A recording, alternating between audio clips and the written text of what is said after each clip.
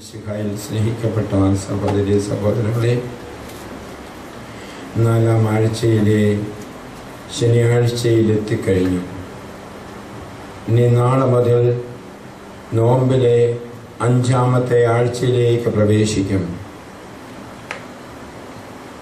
വിശുദ്ധ പൗലോസ് അപ്പോസ്തലൻ റോമാക്കാർക്ക് എഴുതിയ ലേഖനത്തിൽ നമ്മൾ വായിച്ചു അധികാരത്തിന് വിധേയപ്പെടണമെന്ന്. അധികാരം ദൈവത്തിൽ നിന്നുള്ളതാണ്. കീഴ്പ്പെടേണ്ടവർക്ക് കീഴ്പ്പെടുവാനുള്ളതായ ഉത്തരവാദിത്വം.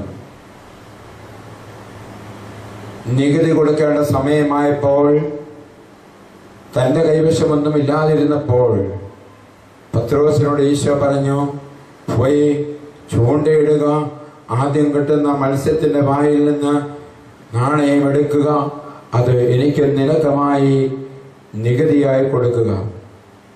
ആരാണ് നികുതി കൊടുക്കേണ്ടത്? മക്കളാണോ? അല്ല.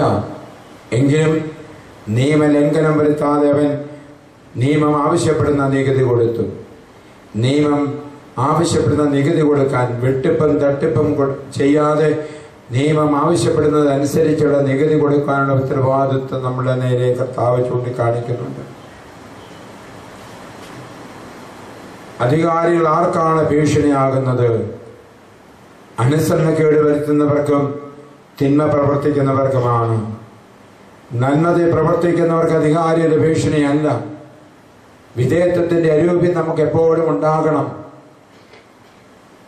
നമുക്കായി നൽകപ്പെട്ട മാതാപിതാക്കന്മാർക്ക് വിധേയത്വം അത് ദൈവം എന്നും ആവശ്യപ്പെടുന്നതാണ്. അവരുടെ കുറവുകൾ എത്ര തന്നെ ഉണ്ടായാലും മാതാപിതാക്കന്മാർക്ക് വിധേയത്വം നൽകേണ്ട മക്കൾ ആ ഉത്തരവാദിത്വം മറന്ന് പ്രവർത്തിക്കുമ്പോൾ തങ്ങളുടെ മേൽ ശിക്ഷാവിധിയാണ് വരുത്തുന്നതെന്ന് മറക്കരുത്.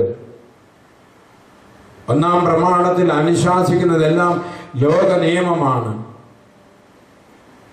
വിധേയത്വത്തിന്റെ അരൂപി ദൈവത്തോട് വിധേയത്വം ഉണ്ടാകണം. മാതാപിതാക്കന്മാർക്കുണ്ടാകേണ്ട വിധേയത്വം. അവർ നമ്മളെക്കാൾ അറിവ് കുറഞ്ഞവരാകാം. ചിലപ്പോൾ പറയുന്നത് എന്താണെന്ന് മനസ്സിലാകാത്തതാകാം. നമ്മളെ മുറിപ്പെടുത്തുന്നതാകാം. വിധേയത്വം, അധികാരത്തിന് മാതൃത്വം പിതൃത്വം ആവശ്യപ്പെടുന്ന വിധേയത്വം അവർക്ക് കൊടുക്കാൻ നമുക്ക് ഉത്തരവാദിത്വമുണ്ട്. നമ്മുടെ മേലധികാരികൾക്ക് വിധേയപ്പെടുവാൻ. ഞാൻ ഉദ്ദേശിച്ച ആളല്ല തിരഞ്ഞെടുക്കപ്പെട്ടതെന്നൊക്കെ പറഞ്ഞ് നിഷേധിക്കാനല്ല. തെരഞ്ഞെടുപ്പ് കഴിഞ്ഞാൽ തിരഞ്ഞെടുക്കപ്പെടുന്നവർക്ക് വിധേയത്വം കൊടുക്കുവാനായിട്ടുള്ള ഉത്തരവാദിത്വവും ദൗത്യവും കടമയും നമുക്കുണ്ട്. അതൊരിക്കലും തിന്മ വരുത്തുകയില്ല. സത്യം വെറുക്കാനോ വിദ്വേഷം പുലർത്തിക്കൊണ്ട് പോകാനോ അല്ല കർത്താവ് നമ്മിൽ നിന്ന് ആവശ്യപ്പെടുന്നത്. അധികാരി ആര് തന്നെയാകട്ടെ അധികാരത്തോട് വിധേയത്വം ഉണ്ടാകണമെന്ന് ഈശോ നമ്മോട് പറയുന്നത്, ദൈവം നമ്മോട് പറയുന്നത് പൂർണ്ണ മനസ്സോടെ സ്വീകരിക്കാനുള്ള മനസ്സ് നമുക്കുണ്ടാകട്ടെ.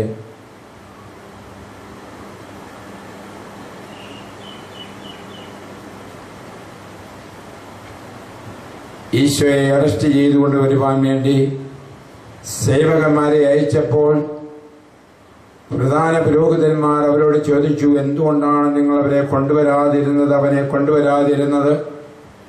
അവർ ചെന്ന് പറഞ്ഞു, അവന്റെ അധരത്തിൽ നിന്ന് പുറപ്പെടുന്ന വചനം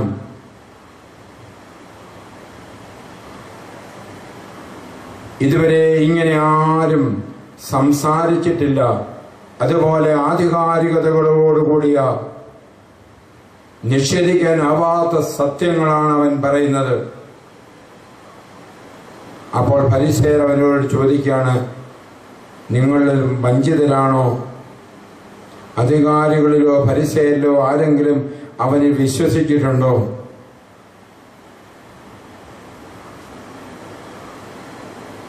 നിയമം അറിഞ്ഞുകൂടാത്ത ജനം ശപിക്കപ്പെട്ടതാണ്. എന്നാൽ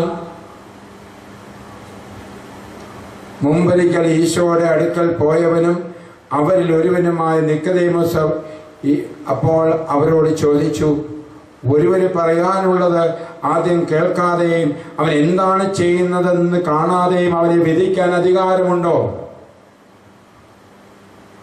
അവൻ പറയുന്നത് എന്താണെന്ന് കേൾക്കാതെയും അവൻ പ്രവർത്തിക്കുന്നത് എന്താണെന്ന് കാണുകയും അവനെക്കുറിച്ച് യഥാർത്ഥത്തിൽ പഠിക്കാതെ ഒരു വിധി നടത്താൻ നമുക്ക് അധികാരമുണ്ടോ?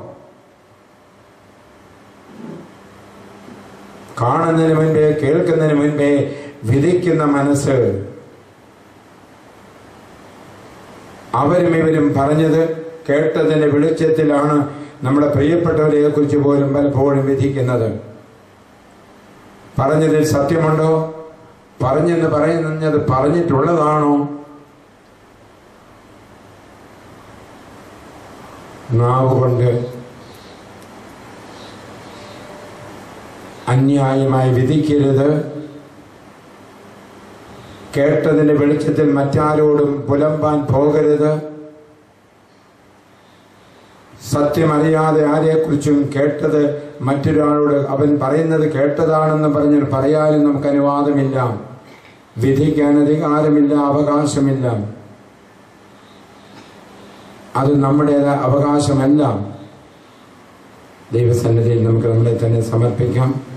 ഈ കുർബാനയിൽ നമ്മൾ പ്രാർത്ഥിക്കുമ്പോൾ വിധിക്കാതിരിക്കാനും മേലധികാരികൾക്ക് ഓരോരുത്തരും അവർ മാതാപിതാക്കന്മാർക്ക് കീഴ്വഴങ്ങേണ്ടി വരിക. അങ്ങനെ സ്കൂളിൽ അധികാരികൾക്ക്, ഓഫീസിൽ മേലധികാരികൾക്ക്, രാജ്യത്തെ ഭരണാധികാരികൾക്ക് കീഴ്വഴങ്ങി ജീവിക്കാൻ, വിധേയത്വത്തോടെ ജീവിക്കുവാൻ ഉള്ളതായ കൃപ നമുക്കെല്ലാവർക്കും ലഭിക്കട്ടെ എന്ന് പ്രാർത്ഥിക്കും.